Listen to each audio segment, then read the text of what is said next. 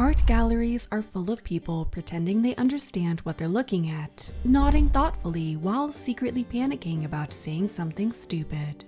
But here's what the confident ones know that you don't. Recognizing art styles isn't about memorizing dates or artist names. It's about spotting patterns that are so obvious once you see them, you'll kick yourself for not noticing them sooner. These patterns have been hiding in plain sight for centuries, waiting for someone to point them out to you. And once you learn them, you'll never look at a painting the same way again.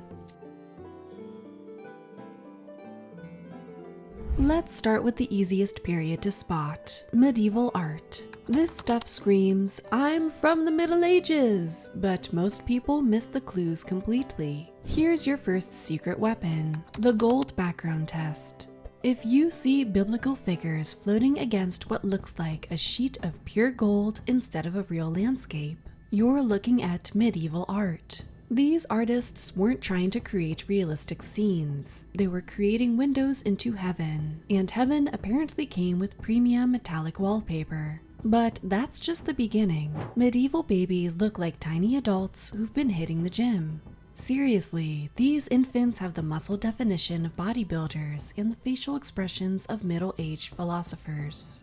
The artists had never studied real child anatomy, so they just painted miniature grown-ups and called it a day.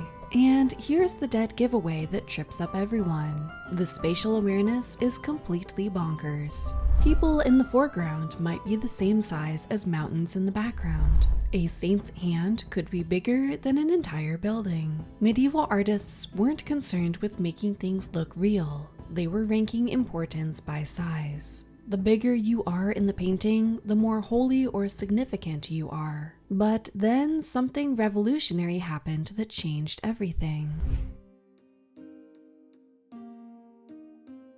The early Renaissance was like medieval art going to engineering school. Suddenly, artists discovered perspective, and it blew their minds so completely that they couldn't stop showing off their new mathematical superpowers. Your detective clue here is the obsession with receding diagonals. Look for those perfectly drawn lines that seem to pull your eyes straight into the painting. Floor tiles, ceiling beams, even the folds in clothing, everything points toward a single vanishing point, like arrows directing you toward artistic enlightenment. But here's what really separates early Renaissance from medieval: the modeling. These artists figured out that light and shadow could make flat surfaces look three-dimensional. They started painting like sculptors, building up forms with careful shading that makes everything pop off the canvas. The spatial depth is another instant giveaway. Unlike medieval paintings where everyone seems to exist in the same flat plane,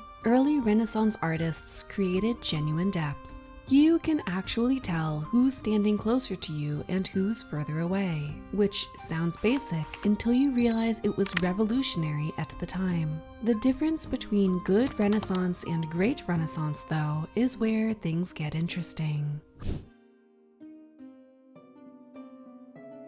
High Renaissance is what happens when artistic technique meets absolute perfectionism. This is the period that gave us the Mona Lisa, the Sistine Chapel, and basically every painting that non-art people can actually name. Your identification trick here is the human anatomy obsession. These artists spent so much time studying dead bodies that they could paint muscles, bones, and joints with scientific accuracy. But unlike earlier periods where this knowledge felt stiff or show-offy, High Renaissance artists made it look effortless. Look for graceful poses that seem natural even when they're completely impossible. These figures move like dancers, every gesture flowing into the next with perfect harmony. The colors work together like a symphony. Nothing clashes, everything balances, and somehow it all feels inevitable. Balance and symmetry become almost mathematical. If you drew lines through these paintings, you'd find that everything is carefully positioned to create perfect compositional harmony. It's like the artists were using invisible rulers to make sure every element had its perfect place. But perfection, as it turns out, can get a little boring. Mannerism is what happened when artists got tired of high Renaissance perfection and decided to mess with your head instead. This is art having a rebellious teenage phase. Technically brilliant, but deliberately weird. Your instant recognition tool here is the "something's not quite right" feeling. Limbs stretch just a little too long, like someone put Renaissance figures on a medieval torture rack. Poses become impossibly twisted, as if the subjects are trying to show off how flexible they are. The colors get weird too. Instead of harmonious earth tones, you get jarring combinations that shouldn't work, but somehow do. Pink skin against bright blue skies. Lime green robes next to hot pink backgrounds. It's like someone cranked up the saturation dial just to see what would happen. But here's the thing about Mannerism, it's intentionally strange. These artists knew exactly what they were doing. They had mastered perfect technique and decided to use it to create beautiful impossibilities. Then the art world got tired of weird elegance and decided to punch you in the gut instead. Baroque art doesn't want to hang quietly on your wall. It wants to grab you by the shoulders and drag you into the drama. This is art that refuses to be ignored. Your detection method here is pure emotional impact.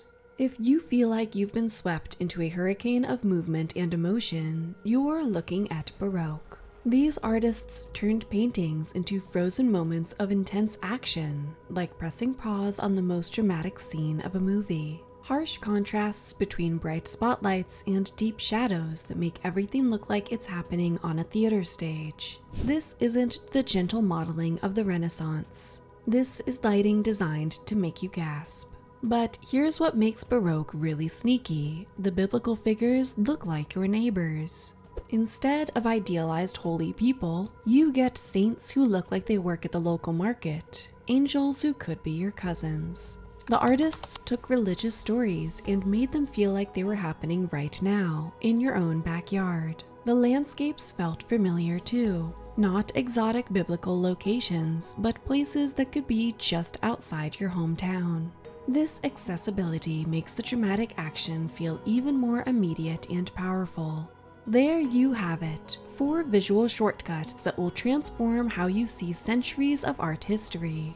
The next time you're in a museum or even just scrolling through art online, try spotting these clues. You'll be amazed how quickly these patterns become second nature. Have you ever had that aha moment when a painting style suddenly clicked for you? Drop your experiences in the comments below, and don't forget to subscribe if you want more art secrets that'll make you look like an expert without the years of study.